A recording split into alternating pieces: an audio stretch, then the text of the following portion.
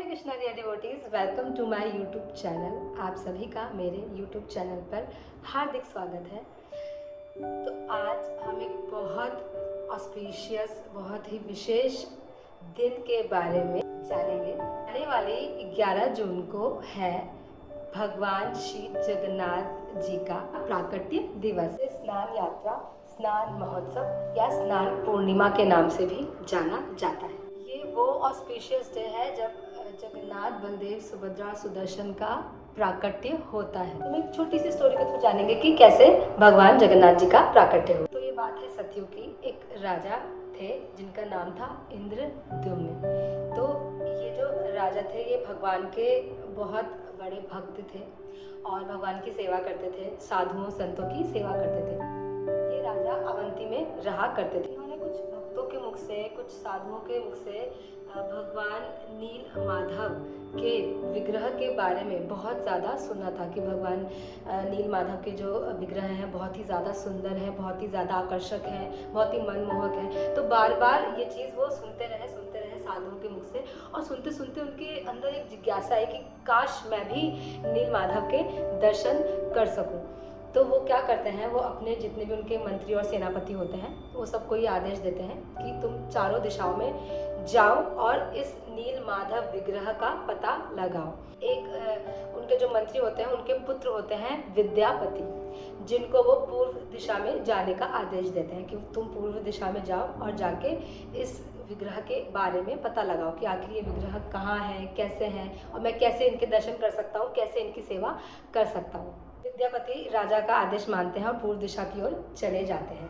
तो वो चलते रहते हैं रास्ते में और जाकर उन्हें ढूंढना होता है कि नील माधव के विग्रह कहाँ है।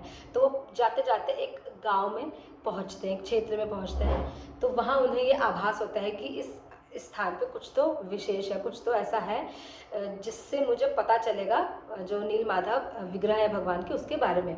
तो वो वहाँ जाते हैं। तो वो एक घर में जाते हैं, मतलब आसपास के जो लोग होते हैं उस क्षेत्र के, वो बताते हैं कि आप यहाँ के जो राजा हैं जिनका नाम होता है विश्व वसु, आप इनके यहाँ जाएं, ये यहीं के राजा हैं इस क्षेत्र के और ये आपको आपकी समस्या का समाधान बता सकते हैं। तो वो विश्व वसु के घर जाते हैं विद्यापति।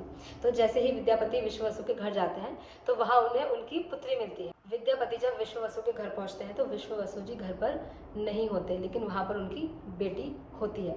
तो वो वहाँ पर रुकते हैं और कुछ समय बाद, कुछ देर बाद जब विश्व वसु जी आते हैं तो वो अपनी पुत्री से बोलते हैं कि तुम विद्यापति जी का इनका मतलब ध्यान रखना, इनका जो भी इनको जिस चीज़ की आवश्यकता हो इनका सेवा वगैरह करना। विश्व वसु की जो पुत्री होती है वो विद्यापति जी की सेवा करती हैं, उनका ध्यान रखते हैं और इसी कारण उनके बीच एक मैत्रीपूर्ण संबंध बन जाता है और फिर उनको आपस में प्रेम हो जाता है और फिर उनका विवाह भी हो जाता है। तो फिर विद्यापति जी अपनी पत्नी को बताते हैं कि ऐसे ऐसे मैं यहाँ आया हूँ, ऐसे ऐसे मुझे राजा ने भेजा था और मुझे पता लगाना है कि आखिर वो नील माधव के जो विग्रह हैं वो कहाँ कहाँ पर है और कैसे उनकी सेवा होती है, और मुझे अपने राजा को ये सब बताना है। तो उनकी जो पत्नी होती हैं वो उनका हेल्प करती हैं, वो बोलती हैं कि जो मेरे पिता हैं विश्व वसु, वो नील माधव विग्रह की डेली सेवा करते हैं, पूजा करते हैं और जाते हैं, उनका पूरा ध्यान रखते हैं। तो उनके जो पति होते हैं विद्यापति जी तो बोलते हैं कि अपनी पत्नी से कि ठीक है, तुम अपने पिता से बोलो कि मुझे भी उनके दर्शन कराएं। जाती हैं और अपने पिता से बोलती कि पिताजी ऐसे ऐसे इनको नील माधव विग्रह के दर्शन करने हैं और ये उनकी सेवा करना चाहते हैं। विश्व वसु जो होते हैं वो नील माधव विग्रह की जो सेवा और जो पूजा आराधना करते हैं वो बहुत ही कॉन्फिडेंशियल तरीके से करते हैं। तो बहुत वो नहीं चाहते कि ज़्यादा लोगों तक ये बात पहुँचे और फिर ज़्यादा लोग वहाँ भीड़ करें और इस तरह से कुछ भी जो विग्रह है उनके साथ कुछ नुकसान हो या कुछ भी ऐसा हो। तो वो बहुत कॉन्फिडेंशियल तरीके से उनकी सेवा करते हैं। तो वो अपनी पुत्री को मना कर देते कि नहीं, मैं अपने नील माधव के जो विग्रह हैं उनके दर्शन ऐसे नहीं कराऊंगा।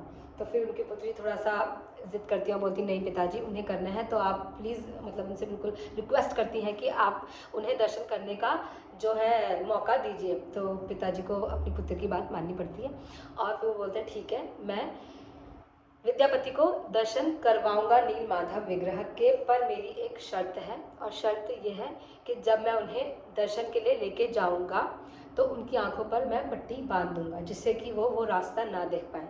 फिर ऐसा ना हो कि वो फिर वहाँ पर बार बार आ रहे हैं फिर या बाकी किसी अन्य लोगों को लेकर आ रहे हैं, इसलिए मैं उनकी आंखों पर पट्टी बांध दूंगा। तो उनकी पुत्री बोलती हाँ हाँ ठीक है, कोई बात नहीं, आप दर्शन करा दो उन्हें एक बार, सेवा करवा दो उन्हें एक बार। तो फिर विद्यापति जी को ले जाया जाता है आंखों पर पट्टी बांध के, और वहाँ जब पट्टी खुलती है तो वो दर्शन करते हैं नील माधव विग्रह के, जो कि बहुत ही ज़्यादा सुंदर और मनमोहक अट्रैक्टिव विग्रह होते हैं नील माधव के। अब विद्यापति जी दर्शन करके तो आ गए, पर उनका मकसद अभी पूरा नहीं हुआ, क्योंकि उन्होंने तो जो आदेश राजा ने दिया था उसको पूरा करना था। और आदेश ये था कि उनको पता लगाना था कि कहाँ पर है, कैसे उनकी सेवा होती है, और राजा को भी उनके दर्शन करवाने थे विद्यापति जी को। पर अब जब विद्यापति जी ने खुद ही ऐसे दर्शन किए, मतलब आंखों पर पट्टी बंधी थी, तो वो राजा को कैसे बताए। तो क्या होता है एक्चुअल में, जब वो जाते हैं तो उनकी जो पत्नी होती है वो उन्हें एक आइडिया देती है कि आप जब नील माधव के दर्शन के लिए जाएंगे तो आपकी आंखों पर पट्टी होगी, तो आप रास्ता तो देख नहीं पाएंगे, बट आपको जानना है कि वो कहाँ पर है। तो आप क्या करना, कुछ राई के जो दाने होते हैं अपने हाथों पे लेके जाना और उसे गिराते हुए जाना रास्ते से। क्या होगा, रेनी सीजन आने वाला है और वर्षा होगी, तो जो राई के जो दाने बीज आप डालेंगे उससे राई के पौधे उग जाएंगे, तो वो रास्ता एक बन जाएगा। तो भविष्य में आपको ये रास्ता यहाँ पर समझ आ जाएगा कि मैं इस रास्ते से गया था। तो इस तरह से वो उन्हें एक आइडिया देती, तो यही विद्यापति जी करते हैं। उसके बाद विद्यापति जी क्या करते हैं, अपने राजन के पास, अपने राजा के पास, इंद्रद्युम्न के पास वापस चले जाते हैं, जिन्होंने विद्यापति जी को भेजा होता है पता करने के लिए। तो वो राजा के पास वापस जाते हैं और राजा को सब कुछ बताते हैं कि ऐसे ऐसे उन्होंने नील माधव विग्रह के दर्शन किए, बहुत ही ज़्यादा सुंदर मनमोहक दर्शन उन्होंने किए, बहुत ही सुंदर दर्शन, बहुत ही सुंदर विग्रह है नील माधव के। तो इसे सुन के जो इंद्रद्युम्न होते हैं बहुत ही ज़्यादा जिज्ञासा उनके मन में होती है कि वो भी दर्शन करें। तो वो अपनी पूरी सेना को लेके और खुद भी विद्यापति जी के साथ उस क्षेत्र में जाते हैं। तो जैसे ही वो उस क्षेत्र में पहुंचते हैं, वो देखते हैं कि वहाँ पर कुछ भी नहीं है, सब कुछ बंजर पड़ा है और कोई ऐसा घर, कोई सुंदर विग्रह कुछ भी नहीं है वहाँ पर। तो इंद्रद्युम्न जो राजा होते हैं उन्हें बहुत ज़्यादा क्रोध आता है कि तुमने मुझसे कहा था ऐसे ऐसे दर्शन है, ऐसे ऐसे वहाँ गांव हैं, ऐसे लोग हैं, इतना कुछ है, बट यहाँ पर तो कुछ भी नहीं है। तो उन्हें बहुत ज़्यादा क्रोध आता है। तो जब वो विद्यापति पर क्रोध कर रहे होते हैं तो एक आकाशवाणी होती है, वो आकाशवाणी होती है स्वयं नील माधव भगवान के। तो नील माधव भगवान स्वयं बोलते हैं कि हे राजन, मैं ही नील माधव हूँ और तुम मेरे ही दर्शन करने यहाँ आए थे, पर तुम्हें मेरे दर्शन ऐसे नहीं मिलेंगे, तुम्हें मेरे दर्शन नहीं मिलेंगे। पर हाँ, मैं तुम्हें अपना एक अन्य दर्शन दूंगा, और उसके लिए तुम्हें क्या करना पड़ेगा। भगवान आकाशवाणी के थ्रू भगवान एक क्षेत्र का नाम बताते हैं कि इस क्षेत्र पे एक नदी है, वहाँ पर तुम जाना, और वहाँ पर क्या होगा, उस नदी पे बहते हुए एक काठ आएगी, काठ मतलब लकड़ी, एक लकड़ी का टुकड़ा आएगा, ऑब्वियसली जो बहुत ज़्यादा विशेष होगा, कोई ऐसा ही टुकड़ा नहीं, बहुत विशेष टुकड़ा होगा वो, उसमें निशान बने होंगे कुछ, जिससे तुम उस काठ को पहचान पाओगे। पद्म, चक्र, गदा, कमल, इस तरह से विशेष चिन्ह उस काठ पर बने होंगे, जिसे देखकर तुम पहचान जाओगे कि ये वही काठ है जो मैंने बताई है, और उस काठ से एक विग्रह का निर्माण तुम करवाओगे जो मेरा एक विशेष रूप होगा। तो इस तरह से भगवान उन्हें आदेश देते हैं।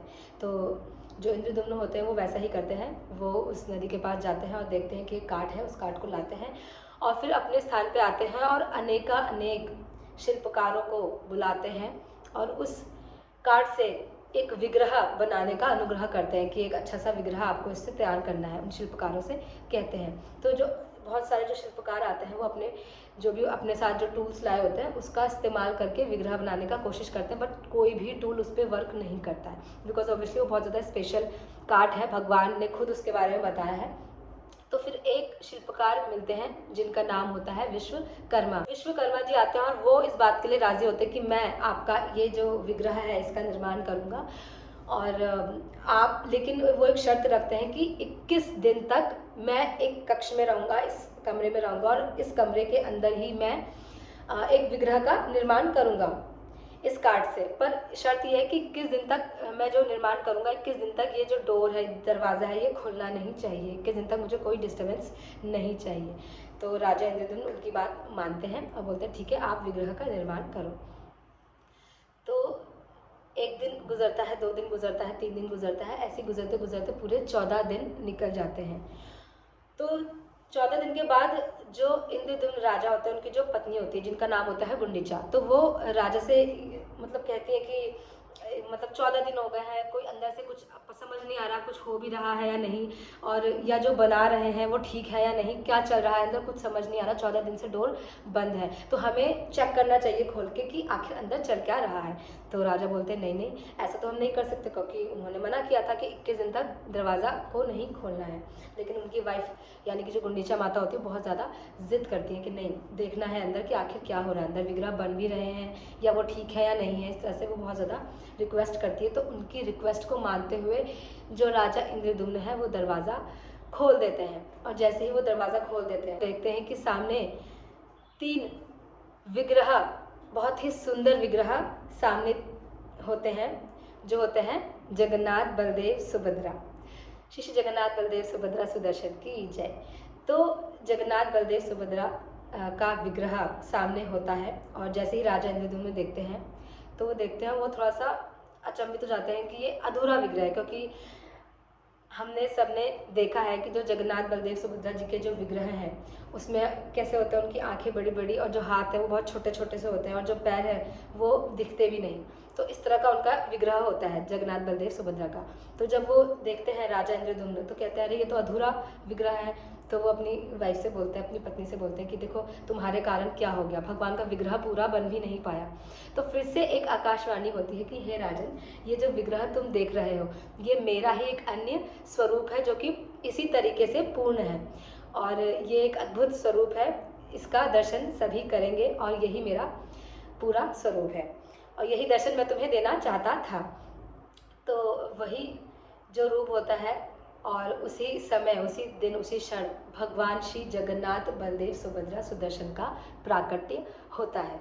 तो ये स्टोरी है भगवान श्री जगन्नाथ बलदेव सुभद्रा सुदर्शन के प्राकट्य की। इस तरह से भगवान जगन्नाथ जी का प्राकट्य होता है, और वो एक बहुत ही मनमोहक, बहुत ही सुंदर, बहुत ही प्यारे स्वरूप में अपना दर्शन देते हैं सबको। जगन्नाथ जो कि है जग के नाथ, बहुत ही ज़्यादा मर्सीफुल जो रूप है भगवान कृष्ण का, हमेशा अपनी आंखें बड़ी बड़ी करके रखते हैं और हाथ फैला के अपने जो भक्त हैं उनके लिए कि ताकि वो अपने सारे भक्तों को अच्छे से देख सकें, अच्छे से निहार सकें और उनका आलिंगन कर सकें। तो इस तरह से उनका विग्रह रहता है। तो आने वाली 11 जून 2025 को है भगवान जगन्नाथ जी का प्राकट्य, appearance day of Lord Jagannath. तो इस तरह से उनका प्राकट्य हुआ।